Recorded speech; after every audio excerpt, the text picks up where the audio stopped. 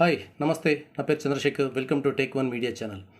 ఇందులో చిరంజీవి తన సొంత చెల్లెళ్లకు అద్భుతంగా న్యాయం చేసినందుకు, అలాగే ఆంధ్ర ప్రజలకు ఆయన అన్యాయం చేసిన తీరు గురించి చూద్దాం. 2009లో ఒకసారి, 2014లో ఒకసారి, 2019లో ఒకసారి ఆయన ఎలా అన్యాయం చేశారో అన్నది విశ్లేషిద్దాం.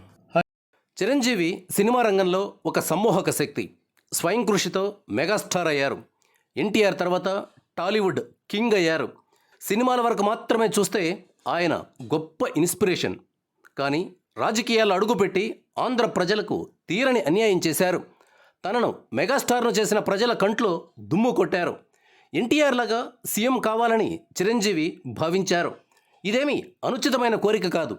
మర్డర్లు, ఫ్యాక్షన్ రాజకీయాలు చేసినవాడే సీఎం అయినప్పుడు కోట్ల మంది ప్రజలను సమ్మోహనపరిచినవాడు, స్ఫూర్తిదాయకంగా నిలిచినవాడు సీఎం కావాలనుకోవడం ముమ్మాటికి సమంజసం.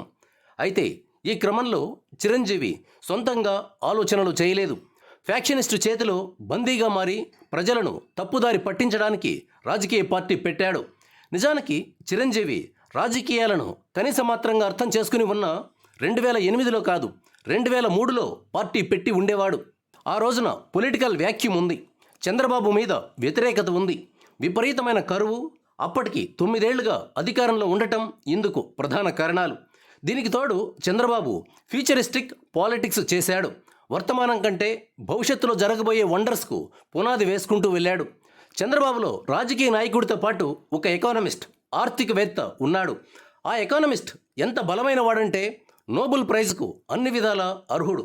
దురదృష్టం ఏంటంటే తెలుగు ప్రజలకు ఎకనామిక్స్ అంతగా ఆసక్తిని కలిగించే సబ్జెక్టు కాదు. అందరికీ డబ్బు కావాలి, పెద్ద పెద్ద బిల్డింగులు, పడవల్లాంటి కార్లు కావాలి, పిల్లలు విదేశాలకు వెళ్ళి చదువుకోవాలి, ఫారిన్ టూర్స్ వేయాలి లాంటి కోరికలు మాత్రం చాలా స్ట్రాంగ్గా ఉన్నాయి. ఈ కోరికలు తీరాలంటే ఎకనామిక్స్ను అర్థం చేసుకోవాలి. మీ చుట్టూ ఉన్న వాళ్ళను గమనించండి. ఆర్థిక శాస్త్రం చదువుతున్న వాళ్ళు లిమిటెడ్గా కనిపిస్తారు. బిజినెస్ పేపర్ చదివే వాళ్ళు కూడా చాలా తక్కువ. జనరల్ న్యూస్ పేపర్లో కూడా బిజినెస్ పేజీ వైపు చూడకుండా తిప్పేస్తుంటారు. దీనికి సబ్జెక్టు అర్థం కాకపోవడం ఒక కారణమైతే, అర్థమయ్యేలా రాయకపోవడం మరో ప్రధాన కారణం. పత్రికల్లో వాడే బిజినెస్ టర్మినాలజీని అర్థం చేసుకోవాలంటే తెలుగు టు ఇంగ్లీష్ డిక్షనరీని పక్కన పెట్టుకోవాలి. తెలుగు అంటే మాట్లాడినట్లు రాసే భాష. కానీ ఈ పత్రికల వాళ్ళు దీనికి ఆపోజిట్ మీనింగ్ తీసుకొచ్చి పెట్టారు. జనం ఒక సబ్జెక్టు గురించి ఎలా మాట్లాడుకుంటారు అనే దానితో మాకు సంబంధం లేదు. మేము మాత్రం నోరు తిరగని సంస్కృత పదాలతో రీడర్స్కు సినిమా చూపిస్తామనే ధోరణి న్యూస్ పేపర్లలో నాటుకుపోయింది. అసలే అది బిజినెస్ అండ్ ఎకనామిక్స్. అర్థం చేసుకోవాలంటే ఓపిక కావాలి. దానికి తోడు సంస్కృత పదాలతో నింపేస్తే ఇక దానివైపు ఎవడు చూస్తాడు? ఇంగ్లీష్ మీడియంలో చదువుకుంటున్న ఈ జనరేషన్ పిల్లలకు తెలుగు న్యూస్ పేపర్లను చదవడానికి ఇంట్రెస్ట్ రాకపోవడానికి పదజాలం ఒక ముఖ్య కారణం. ఈ పిచ్చి సంస్కృత టర్మినాలజీని కష్టపడి చదవడం కంటే ఇంగ్లీష్ పేపర్ చదువుకుందామని భావిస్తున్నారు. సరే, చిరంజీవి 2003లో పొలిటికల్ వ్యాక్యూమ్ను పట్టించుకోలేదు. అప్పటికి ఆయనకు రాజకీయాల మీద అసలు ఆసక్తి లేదు అని చెప్పవచ్చు. నిజానికి రాజశేఖర రెడ్డి మీద తెలుగు ప్రజలకు సదభిప్రాయం లేదు. ఆయన ఫ్యాక్షనిస్టు అనే విషయం కూడా తెలుసు. పైగా కాంగ్రెస్ ముఖ్యమంత్రులకు కూడా సినిమా చూపించాడు.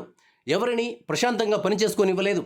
అందుకే 1999లో ప్రజలు ఆయన్ను ఓడించారు. 2004కు వచ్చేసరికి చంద్రబాబు మీద వ్యతిరేకత పెరిగి ప్రజలు కాంగ్రెస్ వైపు మళ్లారు. కేసీఆర్తో పొత్తు పెట్టుకోవడం అన్నది కూడా కొంత కలిసి వచ్చింది. ఈ టైంలో చిరంజీవి గనుక రంగంలో ఉండింటే ప్రజలు ఆయనకు 18 సీట్లు కాదు, 60-70 సీట్లు అలవోకగా ఇచ్చి ఉండేవారు. అంతకంటే ఎక్కువగా కూడా వచ్చి ఉండేవి. కింగ్ కానీ, కింగ్ మేకర్ కానీ అయ్యేవాడు. సంకీర్ణ ప్రభుత్వం ఏర్పడేది. రాష్ట్రం వైఎస్ చేతిలో నిలువు దోపిడీకి గురయ్యే అవకాశం తప్పేది. 1995-2004 మధ్య భవిష్యత్తుకు అద్భుతమైన పునాదులు వేసుకున్న ఏపీ 2004 నుంచి 2009 మధ్య స్కాములకు నిలయంగా మారింది. రాజశేఖర రెడ్డి పుత్రరత్నం, బంధుగణం రాష్ట్రాన్ని దొరికిన కాడికి దోచుకున్నారు. అప్పటికే ఆంధ్రుల మీద తెలంగాణ ప్రజల్లో అసహనం పెరిగిపోయి ఉంది. తెలంగాణ యాసను, కల్చర్ను సినిమాల్లో, టీవీల్లో హేళన చేస్తున్న తీరును చూసి మనసు చాలా గాయపడింది. దీనికి తోడు వైఎస్ చేసిన దోపిడీ పుండు మీద కారం చల్లినట్లయింది.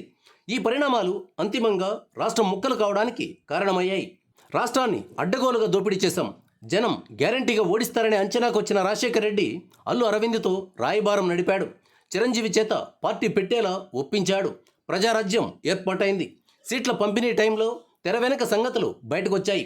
పార్టీ టికెట్లు అమ్ముకుంటున్నారనే ఆరోపణలు విపరీతంగా వచ్చాయి. అధికారంలోకి రావాలనుకునే పార్టీ ఇలాంటి ఆరోపణలకు ఆస్కారం ఇస్తుందా? సాధారణంగా అయితే ఇవ్వదు. కానీ ప్రజారాజ్యం అనే పార్టీని పెట్టిందే చంద్రబాబు ఓట్లను చీల్చి రాజశేఖర రెడ్డికి మేలు చేయాలని. ఇలాంటప్పుడు దాన్ని సక్రమంగా ఎలా నడుపుతారు? టికెట్లు అమ్ముకుంటున్నారనే ఆరోపణలు ప్రజల్లో తీవ్రస్థాయి చర్చకు దారితీశాయి. చిరంజీవి మీటింగులకు జనం వెల్లువలా వచ్చినప్పటికీ సీట్లు మాత్రం పెద్దగా రాలేదు. వచ్చిన ఓట్లు కూడా కొన్ని ప్రాంతాల్లోనే ఎక్కువగా వచ్చాయి. పీఆర్పీ 18 స్థానాలకు పరిమితమైంది.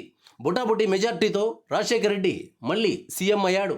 పీఆర్పీ అనే పార్టీ సీన్లో లేకపోయి ఉంటే కాంగ్రెస్ డబుల్ డిజిట్కు పరిమితమై ఉండేది.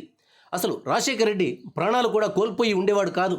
చంద్రబాబు, కేసీఆర్ ఎటు పొత్తు పెట్టుకున్నారు కాబట్టి టీఆర్ఎస్ పార్టీ ప్రభుత్వంలో భాగస్వామిగా ఉండేది. బహుశా రాష్ట్రం విడిపోయే పరిస్థితి కూడా వచ్చి ఉండేది కాదేమో. తెలుగు వాళ్ళ చరిత్రలో 1956వ సంవత్సరం ఒక అద్భుత ఘట్టం. 700 సంవత్సరాల తర్వాత తెలుగు ప్రజలందరూ ఒక గూటి కిందకు వచ్చారు.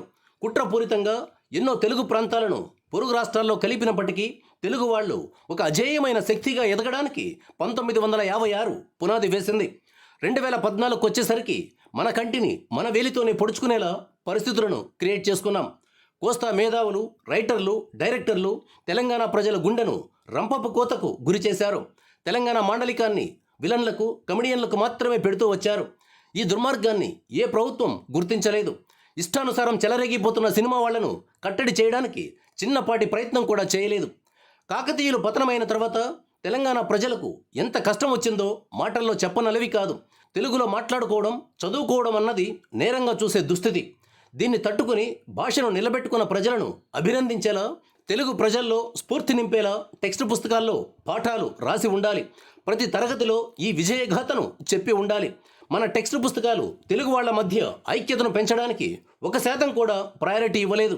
అసలు ఇప్పటికీ కూడా తెలంగాణ ఎందుకు విడిపోయింది అన్న దానిపై మూల కారణాలను కోస్తా మేధావులు సమీక్షించుకునే పరిస్థితిలో లేరు. ఏదో కేసీఆర్, సోనియా గాంధీల వల్ల విడిపోయిందని అనుకుంటున్నారు. వాళ్ళిద్దరూ వాళ్ళ రాజకీయ అవసరాలకు అంది వచ్చిన అవకాశాన్ని వాడుకున్నారు. 2009లో నిమ్స్ హాస్పిటల్లో కేసీఆర్ కాడి కింద పడేయాలని చూసినప్పుడు తెలంగాణ ప్రజలు ఆయనపై విరుచుకుపడ్డారు. ప్రజల్లో ఉన్న పట్టుదలను చూసి కేసీఆర్ మళ్ళీ ఉద్యమ బాట పట్టారు. వైఎస్ చనిపోయాక మొదట రోషయ్య, ఆ తర్వాత కిరణ్ కుమార్ రెడ్డి సీఎం అయ్యారు. రాజశేఖర రెడ్డి కుమారుడినైనా తనకు సీఎం పదవి ఇవ్వకుండా ఎవరికో ఇస్తారా అని జగన్ చిందులు తొక్కుతున్న సమయం అది. ఈ సమయంలో 2009 డిసెంబర్ 9న చిదంబరం రాష్ట్ర విభజన ప్రక్రియను ప్రారంభిస్తున్నట్లు స్టేట్మెంట్ ఇచ్చాడు. ఈ ప్రకటన ఆంధ్ర ప్రాంత ఎమ్మెల్యేలకు సహజంగానే రుచించలేదు. కొంతమంది జగన్ వైపు వెళ్లే పరిస్థితి వచ్చింది. ప్రభుత్వం కూలిపోయే సూచన కనిపించింది. ఈ సమయంలో చిరంజీవి మే హూనా అంటూ రోషయ్య ప్రభుత్వానికి అండగా నిలిచారు. ఆ తర్వాత ప్రభుత్వాన్ని నడపడం రోషయ్య వల్ల కాదు, రాయలసీమ ప్రాంతానికి చెందిన రెడ్డి సామాజిక వర్గమైన కిరణ్ కుమార్ రెడ్డి అయితే ప్రభుత్వాన్ని నిలబెట్టగలరు అని చిదంబరం చేసిన సూచనను సోనియా గాంధీ అమలు చేసింది. నిజానికి ఆ టైంలో కేసీఆర్ను గవర్నమెంట్లో చేర్చుకుని తెలంగాణ ప్రాంతానికి చెందిన వ్యక్తిని సీఎంను చేసి ఉంటే తెలుగు జాతి ముక్కలయ్యే ప్రమాదాన్ని నివారించడానికి ఎంతో కొంత అవకాశం ఉండేది. అయితే కాంగ్రెస్ అప్పటికే విభజన నిర్ణయం తీసేసుకుంది. ఆ నిర్ణయాన్ని అమలు చేయడానికి కావలసిన పరిస్థితులను క్రియేట్ చేయడానికి టైం తీసుకుంది. జగన్ను కంట్రోల్ చేయడానికి ఆయన మీద కేసులు పెట్టింది. నిజానికి జగన్ మెక్కింది కక్కించాలనే ఉద్దేశం నాడు సోనియా గాంధీకి లేనేలేదు. కేవలం తను చెప్పినట్లు వినడానికి మాత్రమే కేసులు పెట్టింది. ఈ కేసులన్నింటికీ సిబిఐ, ఈడీలు పక్కాగా సాక్ష్యాలు సేకరించి ఛార్జిషీట్ల రూపంలో కోర్టుల్లో దాఖలు చేశాయి. సోనియా గాంధీకి ఏమాత్రం చిత్తశుద్ధి ఉన్నా జగన్కు అప్పుడే జైలు శిక్ష పడేది. ఆంధ్రకు పట్టిన శని ఆనాడే వదిలేది. రాష్ట్ర విభజనకు ఒప్పుకుంటే బెయిల్ ఇస్తానని జగన్కు సోనియా ప్రతిపాదన పెట్టడం, మీరు ఏ కండిషన్ పెట్టినా ఓకే, ముందు నన్ను బయటపడేయండి అని జగన్ చెప్పడం వెంటనే జరిగాయి. 2013 జూలై 30న కాంగ్రెస్ వర్కింగ్ కమిటీ సిడబ్ల్యూసి తెలంగాణను ఏర్పాటు చేయాలని తీర్మానం చేసింది. ఆ తర్వాత 2 నెలలు కూడా గడవక ముందే జగన్కు సెప్టెంబర్ 23న బెయిల్ వచ్చింది. చాలామంది ప్రజలకు విషయం స్పష్టంగా అర్థమైంది. బెయిల్ కోసం జగన్ సోనియా గాంధీకి సరెండర్ అయిపోయాడని గ్రహించారు. తెలుగు వాళ్ల చరిత్రలో అత్యంత కఠినమైన ఈ సమయంలో చిరంజీవి కాంగ్రెస్ వెన్నంటి నడిచాడు. విభజిత రాష్ట్రానికి సీఎం అయ్యే అవకాశం రావచ్చనే చిన్న ఆశ ఆయనకు కలిగినట్లుంది. పైకి సమైక్యాంధ్రాన్ని నటిస్తున్నప్పటికీ అంతర్గతంగా విభజనకు అంగీకరించాడు. ఇటు జగన్ బెయిల్ కోసం, అటు చిరంజీవి అపరిపక్వ రాజకీయాలతో సోనియా గాంధీ నిర్ణయాలకు జై కొట్టారు. సరే, రాష్ట్రం విడిపోయే పరిస్థితి వస్తోంది. తెలంగాణకు హైదరాబాద్ ఉంటుంది కాబట్టి ఏ సమస్య లేదు. మరి ఆంధ్ర పరిస్థితి ఏమిటి అన్నది చిరంజీవి కొంచెం కూడా ఆలోచించలేదు. అసలు విభజిత ఆంధ్రకు ఫలానాది కావాలి అని ఆయన పొరపాటును కూడా అడగలేదు. రాజధాని నిర్మాణానికి నిధులు అవసరమవుతాయి, ఆ నిధులను చట్టంలో పొందుపరిచేలా చేయాలని భావించలేదు. చిరంజీవి మాత్రమే కాదు, ఘనత వహించిన వెంకయ్య నాయుడికి కూడా ఇంత చిన్న ఆలోచన రాలేదు. ఎలాగైనా రాష్ట్రాన్ని ముక్కలు చేయాలనే పట్టుదల వీళ్ళందరిలోనూ కనిపించింది. ఈ పరిణామాలు ఆంధ్రులను తీవ్రంగా కలిచివేశాయి. అప్పటిదాకా జనం జగన్ వైపు ఉన్నారు. జగన్ కోసం ఆనాడు ప్రాణం పెట్టే పరిస్థితి ఉంది. 2012లో 18 చోట్ల బై ఎలక్షన్స్ జరిగితే టీడీపీకి ఒక్క సీటు కూడా రాలేదు. చాలా చోట్ల డిపాజిట్లు కూడా రాలేదు. ఆనాడు ఎలక్షన్స్ అంతా కాంగ్రెస్ వర్సెస్ వైఎస్ఆర్ కాంగ్రెస్ అన్నట్లుగా జరిగాయి. రాష్ట్రం విడిపోకుండా ఉండి జగన్ జైల్లోనే ఉండింటే వైఎస్ఆర్సీపీ 2014లో క్లీన్ స్వీప్ చేసేది. జనం ఆనాడు అంత ఎమోషన్లో ఉన్నారు. అయ్యో, తండ్రి లేని బిడ్డ ఏమైపోతాడో ఏమో, మనమందరం ఆయన వెంట నిలవాలని నిర్ణయించుకున్నారు. కానీ రాష్ట్ర విభజన నిర్ణయం ఆంధ్ర ప్రాంత ప్రజలను అల్లకల్లోలానికి గురి చేసింది. ఇప్పుడు తండ్రి లేని బిడ్డ కాదు మనకు ముఖ్యం, హైదరాబాద్ లేని ఆంధ్రను నిలబెట్టుకోవడమని తీర్మానించుకున్నారు. చంద్రబాబును గెలిపించారు. నిజానికి 2004లో చంద్రబాబును ఓడించిన తర్వాత ప్రజలు ఆయన వైపు 2024 దాకా ఏ దశలోనూ వెల్లువలా రాలేదు. విభజన సమయంలో కూడా భయం వల్ల టీడీపీ వైపు వచ్చారు. 2014 నుంచి 2019 మధ్య హైదరాబాద్ లేకపోయినా ఏం కాదు అనే ధీమా ఏర్పడింది. దీంతో ప్రజలు మళ్ళీ జగన్ వైపు చూశారు. ఒక కులం వాళ్లే బాగుపడుతున్నారంటూ అటు జగన్ ప్రచారం చేయడం, ఇటు ఎవరి రాజధాని అని ఆర్ఎస్ఎస్ వాళ్ళు ఒక బుక్కు రాయడం, దాన్ని శ్రీమాన్ పవన్ కళ్యాణ్ గారు ఆవిష్కరించడం, సోకాల్డ్ ధర్మ పరిరక్షకులందరూ జగన్ను నెత్తిన పెట్టుకోవడం, ఋషికేశ్కు తీసుకెళ్లి గంగలో మునకేయించడం లాంటివి చాలా జరిగాయి. అన్ని కులాలను చంద్రబాబు కులం మీదకు దండయాత్ర చేసేలా చేశారు. సైబరాబాద్ అనే నగరం రంగారెడ్డి జిల్లాలో ఉంటుంది. ఏ ఒక్కరూ కూడా అది రెడ్డి రాజధాని అని అనలేదు. ప్రతి ఒక్కరూ అది మన రాజధాని అని అనుకున్నారు. కానీ ఎస్సీ రిజర్వ్డ్ నియోజకవర్గమైన అమరావతిని మాత్రం కమ్మ రాజధాని అని ఊదరగొట్టేశారు. కులపరంగా మతపరంగా భావోద్వేగాలను రెచ్చగొడితే వాటిని తట్టుకోవడం అంత ఈజీ కాదు. ఆ ఎమోషన్స్ కాలక్రమంలో సద్దుమణికి వాస్తవ పరిస్థితి బోధపడాల్సిందే తప్ప ఎవరైనా పెద్దగా చేయగలిగేది ఏమీ ఉండదు. జగన్, పవన్, ఆర్ఎస్ఎస్, బీజేపీలు దారుణమైన తప్పుడు ప్రచారం చేశాయని జగన్ పాలన కారణంగా ప్రజలకు అర్థమైంది. 2024 రిజల్ట్ తర్వాత అది లోకానికి విస్పష్టంగా తెలిసింది. 2014 నుంచి 2019 మధ్య చిరంజీవి గారు తెర వెనుక జగన్ వైపు నిలబడ్డారు. 2017 దాకా రాజ్యసభ సభ్యుడిగా ఉన్న ఆయన విభజిత ఆంధ్రకు ఫలానాది ఇవ్వండి అని పొరపాటును కూడా అడిగిన దాఖలాలు లేవు.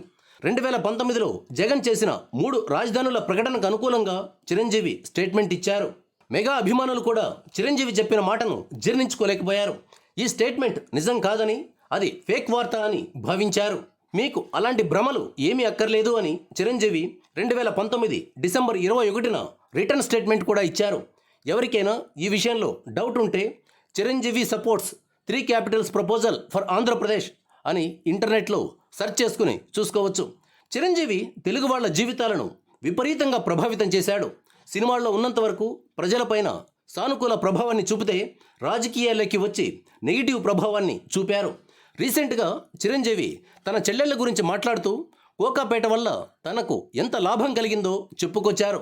చాలా కాలం కిందట ఫామ్ హౌస్ కోసమని కోకాపేటలో భూమి కొన్నారట. ఎన్ని ఎకరాలు కొన్నారు అన్నది ఆయన చెప్పలేదు, కానీ కనీసం 2-3 ఎకరాలు ఉండొచ్చేమో. ఇప్పుడు కోకాపేటలో ఎకరం 100 కోట్లు పలుకుతోంది. మనం కొన్న భూమి ధర ఇంత పెరిగింది. అప్పట్లో మీ చెల్లెళ్లకు పెద్దగా పెట్టింది ఏమీ లేదు. కోకాపేటలో కొంత ఆస్తి వారికి ఇస్తే బాగుంటుంది అని సతీమణి సురేఖ చిరంజీవికి సూచించారు. సురేఖకు అంత పెద్ద మనసు ఉన్నందుకు సంతోషించాలి. ఓ పక్క జగన్ తన చెల్లెల్ని రాచి రంపాన పెడుతున్న సంగతి అలా ఉంటే, చిరంజీవి మాత్రం చెల్లెళ్లకు కొంత ఆస్తినిచ్చారు. ఇది గొప్ప విషయం. ఈ మాటను కామెంట్గా జోడించి ఒక వీడియో క్లిప్ను ఎవరో వాట్సాప్లో ఫార్వర్డ్ చేశారు. కాపీరైట్ సమస్యలు వస్తాయి కాబట్టి ఆ క్లిప్ను ఇక్కడ యాడ్ చేయడం లేదు. సైబరాబాద్ అనే నగరం వల్ల చిరంజీవి కొన్న భూమి ధర 100 కోట్లకు వెళ్ళింది. ఆంధ్రప్రదేశ్కు కూడా రాజధాని వస్తే అక్కడ భూమి ఉన్నవారు బాగుపడతారు అని ఆయన భావించలేదు. అందున అమరావతిలో ఎకరం అరెకరం ఉన్న దళిత రైతులు 10,000 మంది ఉన్నారు. ఈ దేశ చరిత్రలో దళితులకు ఎప్పుడు ఎక్కడ ఈ స్థాయిలో ఆర్థికంగా మేలు కలిగే పరిస్థితి రాలేదు. అమరావతిలో వచ్చినందుకు వారికి అండగా నిలవాల్సిన చిరంజీవి 3 పాటకు జై కొట్టారు. మొదట పార్టీ పెట్టి ఓట్లు చీల్చి రాజశేఖర రెడ్డికి మేలు చేశాడు. రాష్ట్ర విభజన సమయంలో ఆంధ్రకు అన్యాయం చేశాడు. 3 రాజధానుల కోసం జగన్ వెంట నిలిచి మరోసారి అన్యాయం చేశాడు.